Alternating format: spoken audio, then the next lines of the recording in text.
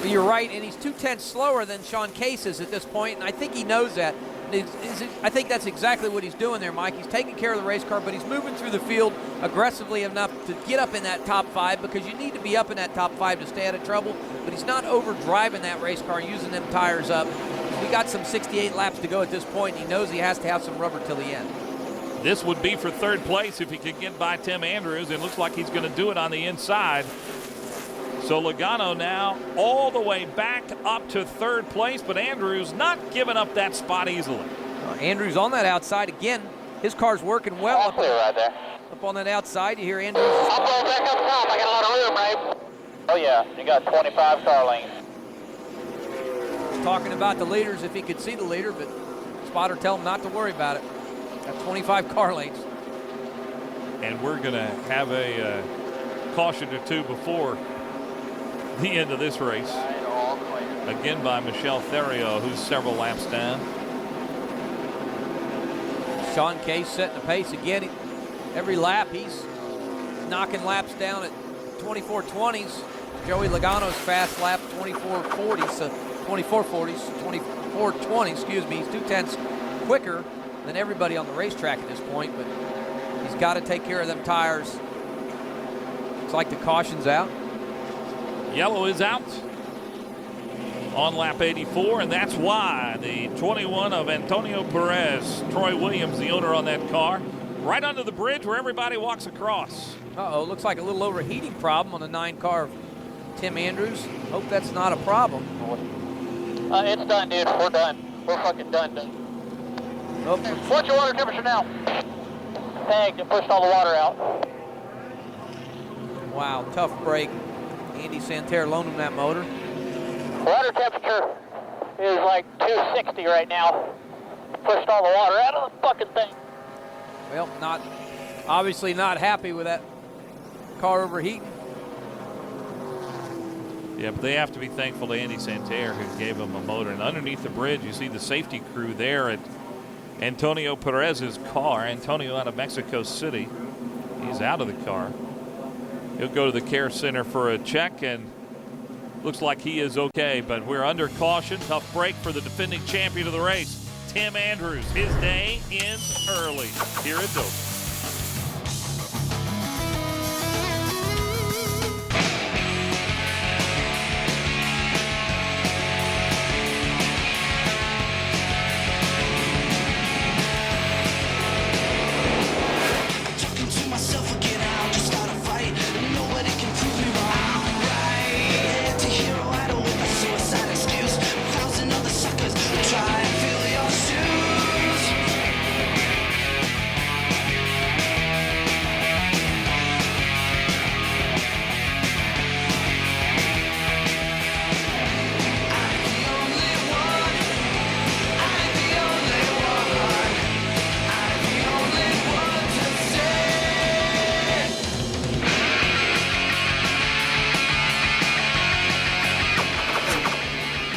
It's been exciting so far. Joey Logano, he came down on pit road a moment ago, as did Sean Case. Those two cars, I think it's safe to say they are the class of the field so far here today. His crew reacted to the pit stop.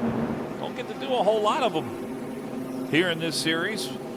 But Yep. Joey Logano, who's the champion, and his crew took care of him down on pit road, and now they got to work their way back up again. And really did not make many adjustments to that race car. I mean, Joey's so happy with it. Just a little bit tight, complaining about a tight condition.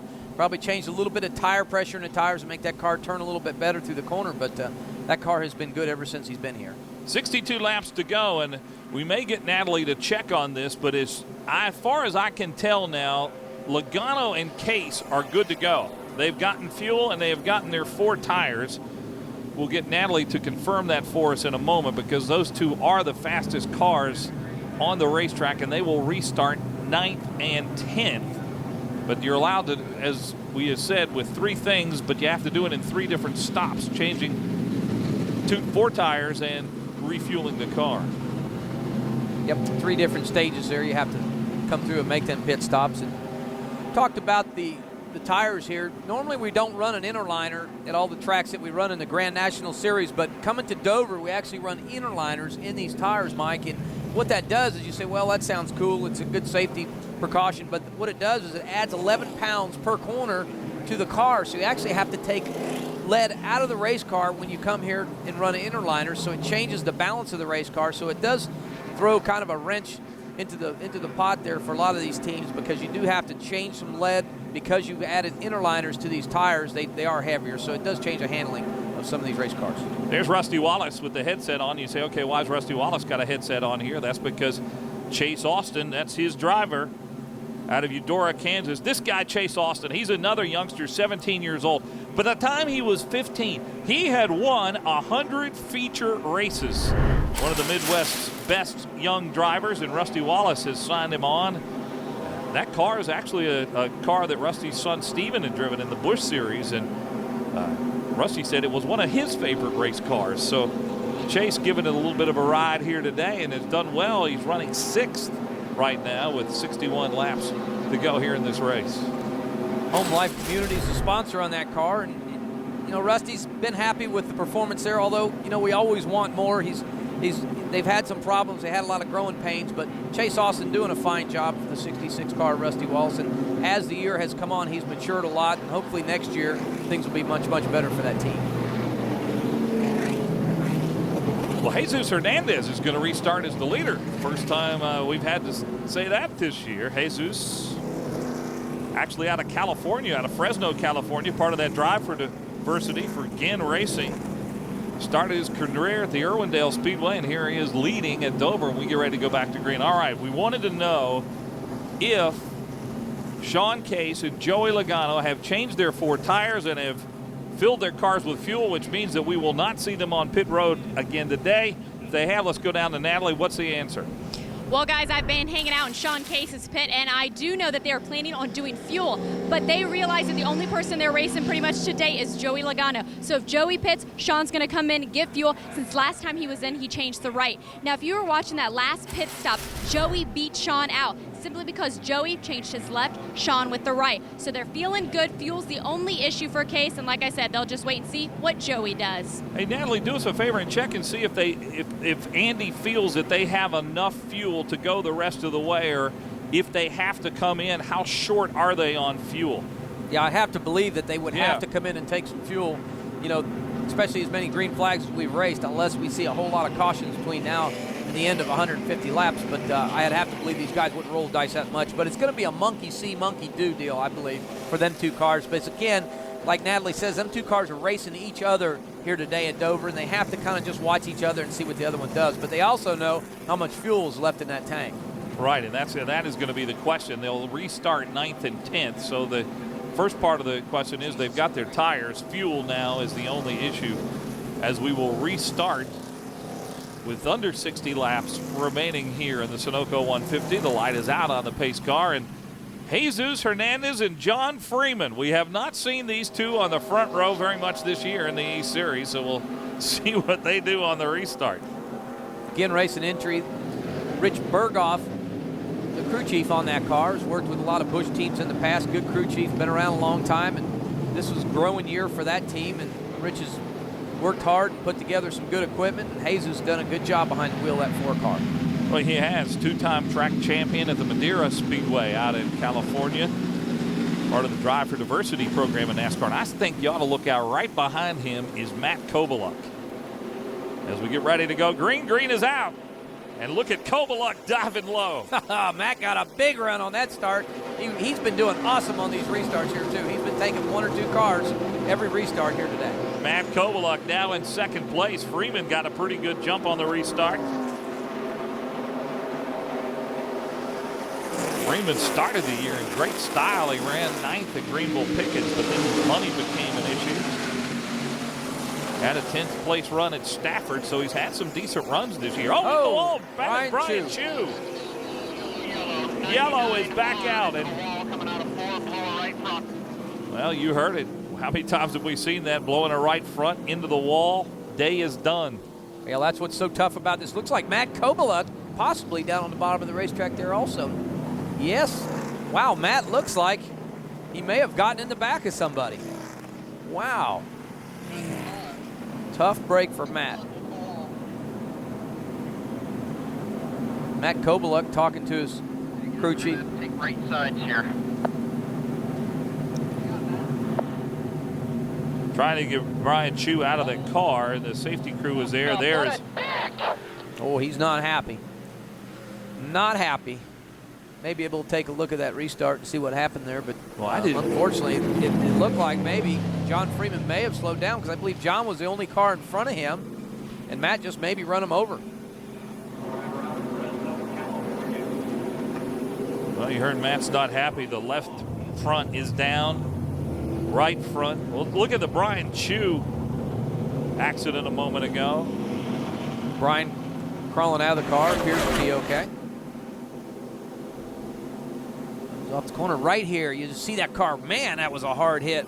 Didn't look that bad the first time, but on the restart there, you see parts and pieces flying up in the air.